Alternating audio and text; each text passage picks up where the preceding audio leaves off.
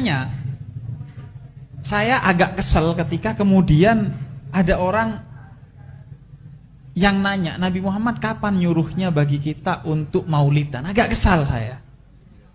Karena begini, saya diajarkan oleh saya satu jimat yang sangat penting, yang ini bisa Anda amalkan tanpa ijazah, yaitu seperti yang tadi dilantunkan, lau kana bainanal habib. Bayangkan, imajinasikan, yakini bahwa Nabi Muhammad itu hadir dalam hidupmu. Makanya tadi saya kebayang untuk menaikkan satu kursi ke atas agar kemudian membantu kita membayangkan kursi kosong ini diisi oleh Nabi Muhammad SAW. Dan itu nyata, Nabi Muhammad yang menjamin.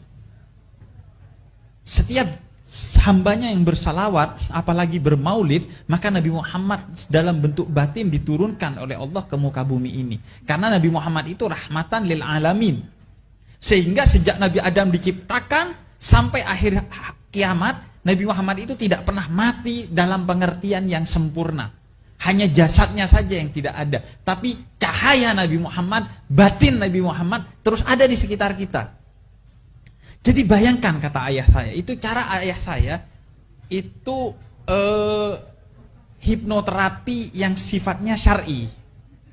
Jadi saya dikasih hipnoterapi yang sifatnya syar'i. Misalnya melakukan bukan yang haram, kalau yang haram sudah pasti, yang subhat. Ayah saya itu sering bilang, bayangkan kalau Nabi Muhammad melihat itu, pantas enggak? Itu sangat efektif. Nah, saya coba membayangkan kalau Nabi Muhammad itu hadir, kemudian Anda tanya, Nabi, kamu minta diulang tahunin apa enggak? Coba bayangkan.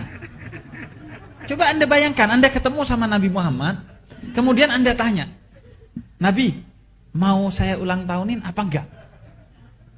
Itu kan agak konyol ketika dibayangkan ya. Wong istri saya saja itu beberapa hari lalu, ini karena ada virus di samping saya. Ini bukan sombong, ini tahadus bin nikmah. Karena nikmat beneran. Iya. Jadi cara orang-orang seperti saya itu membungkus kesombongannya agar sombongnya bersifat syar'i, itu disebutnya tahadus bin nikmah. Jadi saya ceritanya itu lupa ulang tahun istri saya. Semoga istri saya gak nonton.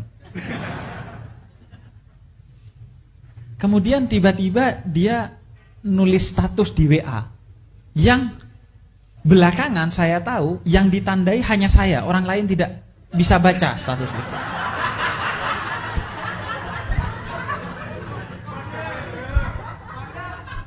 Happy birthday for me.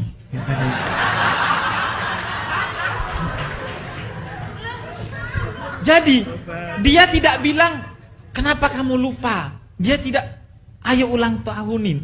Ini manusia biasa istri saya. Kan bagi kalian biasa, bagi saya luar biasa. Nah, jadi istri saya yang tidak punya ketawaduan yang baik itu tidak sampai hati bilang ke saya, kenapa kamu gak ulang tahunin saya. Jadi bayangkan Nabi Muhammad kemudian minta diulang tahunin. Karena Nabi Muhammad ini posisinya sangat berat. Beliau diwajibkan untuk menyampaikan dua pesan penting yang tidak boleh dipilih untuk tidak disampaikan. Yang pertama adalah orang kalau mau masuk Islam harus bersyahadat dengan nama Nabi Muhammad. Yang kedua, orang harus memuja-muji Nabi Muhammad yang kemudian kita kenal dengan sholawat. Saya agak mudah kalau disuruh bilang, kalau kamu mau masuk ke kafenya Pak Edi, puja-puji Pak Edi dan bersyahadatlah atas nama Pak Edi. Itu gampang. Karena pihak ketiga. Tapi bayangkan, kamu mau masuk sini, iya puja-puji saya. Dan syahadat ke saya passwordnya. Bayangkan.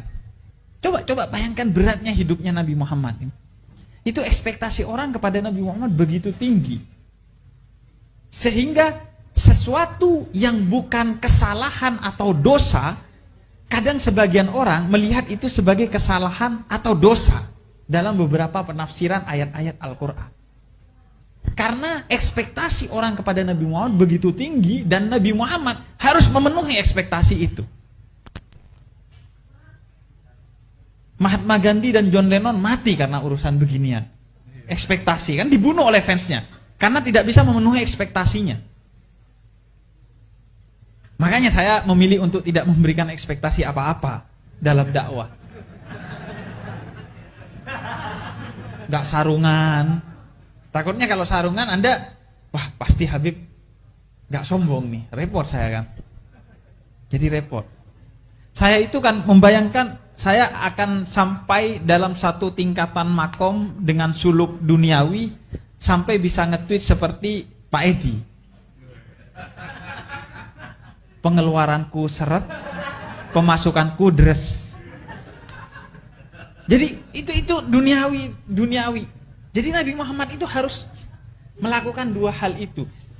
Terus kemudian Anda masih minta untuk Nabi Muhammad ulang tahunin dia saya ya. Kira-kira gimana? Gak mungkin Nabi Muhammad melakukan itu. Karena itu Nabi Muhammad menegur ketika sahabatnya berdiri saat Nabi Muhammad masuk ke majelisnya. Jangan kamu berdiri seperti berdirinya seorang rakyat atas rajanya atau seorang budak atas tuannya.